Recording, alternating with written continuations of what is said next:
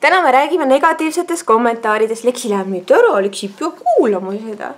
Nii, kogu selle aja vältel, kui ma olen pidanud oma blogi alustuseks siis Blogspotis ja nüüd siis oma kodulehel, siis mul on tulnud 2 negatiivset kommentaari. Esimene tuli siis Blogspotile pärast seda, pärast minu esimest postitust, kui ma rääksin oma meistrivõistlustest, oma kuldmedalist ja oma toitumisest. Siin alla kirjutas üks proua anonüümselt, et kui sa nii palju trenni teed, miks sa siis nii paks oled ja miks sa korsetti kannad? Kallis ignorantne inimene, ennem kui sa midagi kommenteerid, sa võiks natuke taustatööd teha. IPF-i reeglite järgi ei tohi me kanda kompressiooni mingisuguseid riideid, mingeid toestusi, mida iganes, rääkimata korsetis, kui me kasutaksime veel korsetti ja peal tõstevööd, siis me ilmselgelt teeksime veel suuremaid tulemusi. Et seal on kirjas ka, et me peame alustpesu ajal tegema kaalumise, näitame kõik oma varustuse üle ja vahepeal mingist riiete vahetamist ei ole. Isegi siis, kui ma üle 130 kilogrammi kaalusin, siis mul on alati olnud selline liivakella kujuline keha ja see siuke asi nagu juhtub. Ma olen nagu lapsest saati teinud nagu rasket füüsilist tööd.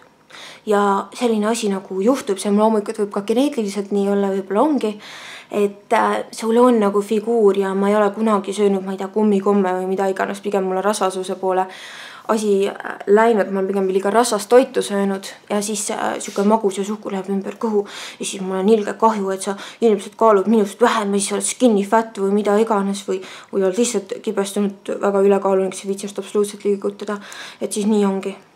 Sorry, ma ei kanna korsetti. Sorry. Okei, järgmine negatiivne kommentaar. See tuli täna ja see tuli vist rindade postitusele ja see postitus oli ala selline, et kuule, kas see on see sama kõõm, kes töötas Tripikas ja enda keha müüs?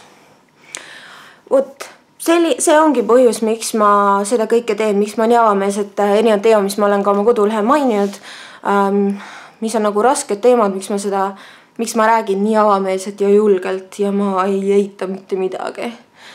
Mida rohkem ja mida avameelsem sa oled, seda rohkem tuleb negatiivset kriitikat. Ja ma olen tähele pannud, et alati erinevate blogide ja asjade puhul on see, et mida rohkem sa saad nii-öelda tähelepanu ja nii edasi, siis alati üleüldse elus ka tavaliselt üritatakse, kui üldse üritatakse alati, on see number 1, ilgelt lits mutt oled. Ausõna, ilgelt lits, come on. Nii, ilgelt tinetu oled ja paks oled. Alati need ühed samad asjad. Enamasti on need siis sellistelt kasutajatel, kes on anonüümsed. Vahest arva siis, kui on inimesed iseenda nime või mingi kontoga esinenud, siis nagu respekt, Viiner. Sa vähemalt näitad, milline inimene sa oled. Ja seda enam, kui sa oled anonüümne, siis näitab, et sul on palju endal varjata ja sa oled kibestunud, nii edasi, sa ei julge esineda.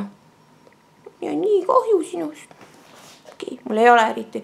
Ma loodan, et sa oled päris noor inimene ja sa oma elus veel arened ja näed. Ja mina teen seda kõike selleks, et mitte ainult oma edevuse rahuldamiseks, vaid pigem selleks, et sellest kasu oleks. Nii, see ilgelt, sellised nagu kommentaarid tegelikult ilgelt tekitavad minust nagu kuidagi sellist sisemist tuld ja põlemist, et see on õige asi, mis ma teen. Ütleme nii, et isegi kui peaks midagi sellist olema, mis mul ilgelt haiget teeb, kui mul jääb nagu see pähe kuidagi nagu kummitama, siis ma käin juba aastaid, 2 aastat käin umbes 2 aastat vist on täis, kui ma käin üks kord nädalas kunstiteraapias ja üks kord nädalas psühholoogi juures, isegi mul on nii toetavad inimesed ümber, armsad inimesed, kes ka just nimelt, et nende terapeudi ja psühholoogi näol, kes on professionaalsed inimesed ja kes oskavad mulle nõu anda ja asjadest üle saada, isegi siis, kui ma üle ei saa, aga need kommentaarid ei vääri rohkem tähelepanu kui see video siin, lihtsalt nii on. Nii, ma tegin mõned märkmed ka, kirjutasin siukse nagu jutuks kokku, ma arvan, et ma postitangi selle video koos selle jutuga. Nii, õelus on nõrkadele. Nii, sorry. Näiteks ma mõtlen seda ka, et kui ma hakkan rääkima vägivaldsest lähisuhtest, siis ma arvan, et on selline 4 tüüpi inimesi. Esimene tüüp, kes arvab, et ma pingutan üle ja et see on mingi välja mõeldud, nii edasi, need võivad olla mingid inimesed, kes on, teavad, kes see nimi võib olla, mitte kunagi hakka mitte mingisuguseid nimesi nimetama ja nii edasi, mul ei ole nagu isiklikult sellist õigust seda teha ja kõigil ületusel, mis teen, on see, et ma olen selle inimesele selle andestanud ja ma olen üldse paljudele inimestele andestanud need asjad, mis nad on mulle teinud ja nii edasi ja ma loodan, et need inimesed, kellel mina olen kunagi näiteks haiget teinud, et nemad on ka mulle suutnud andestada, sellepärast, et kui sa viha ei vii mitte kuskile ja sa eneses ei saa ennem rahu. See selleks.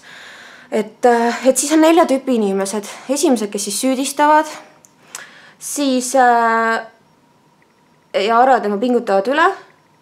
Siis on selline grupp, raudselt on selline grupp inimesi, kes arvab, et ma olen loll leit ja paras mulle, et ma olen ise süüdi ja raudselt provotseerin. Seda enam, et ma siuke tundub nagu võrikas tüüp ka. Okei, fine. Nii. Siis on kolmas osa, kes ise näiteks praegu kannatab vägivaldse lähisuhte all ja nende jaoks on see, et nad elavad ehituses ja neil on natukene, neile meeldis see teema, et mingi pihv tuleb ja räägib nii avalikult sellest, et nad kardavad, et keegi, et see teema rohkem levib, see saab populaarsemaks ja siis nende lähedased või töökaaslased või mida iganes hakkavad nägema märke tema siis vägivaldsest lähisuhtest ja nad ei taha abi veel saada ja taha selle teemaga tegeleda. Ja siis pigem nad arvavad, et kui nad igasuguseid õeled asju postitavad ja nii edasi, et siis ehitustunne on nagu lohutav ja hea tunne ja et kas ma siis lõpetan selle ära või nii edasi ja siis üritavad tõmmata tähelepanu siis sellest teemast. Siis 5. osa neljas osa on siis need inimesed, kellel isiklikult ei ole sellist kogemust, kes respekteerivad seda, mida mina teen ja elavad kaasa ja tunnevad kaasa ja jagavad seda infot siis lootuses, et midagi head teha. Nii, ja 5. osa ilmselt on need inimesi, kes on ise olnud kunagi vägivaldses lähisuhtes või teavad sellest üsna palju, on informeeritud ja kes on kogenud selle läbi, saanud sellest üle vähemal või rohkemal määral või täielikult ja siis tunnevad ära ennast seal ja kellele see korda lähevad ja kes saavad sellest aru ja keda see loodetavasti motiveerib rääkida enda kogemusest ja siis nagu suurendada seda teadlikkust. Nii, rohkem ma sel teemal ei peatuks ja rohkem kui ütleme 8 minutit see negatiivse kommentaari teemat ei vajagi, aga jaa, väga tore. Põhimõtteliselt ongi see, et see motiveeris mind rääkima just nimelt prostitutsioonist, inimkaubandusest ja oma kogemustest ja nii edasi ja stripiklubis töötamisest ja stay tuned. Mingi hetk ma teen selle.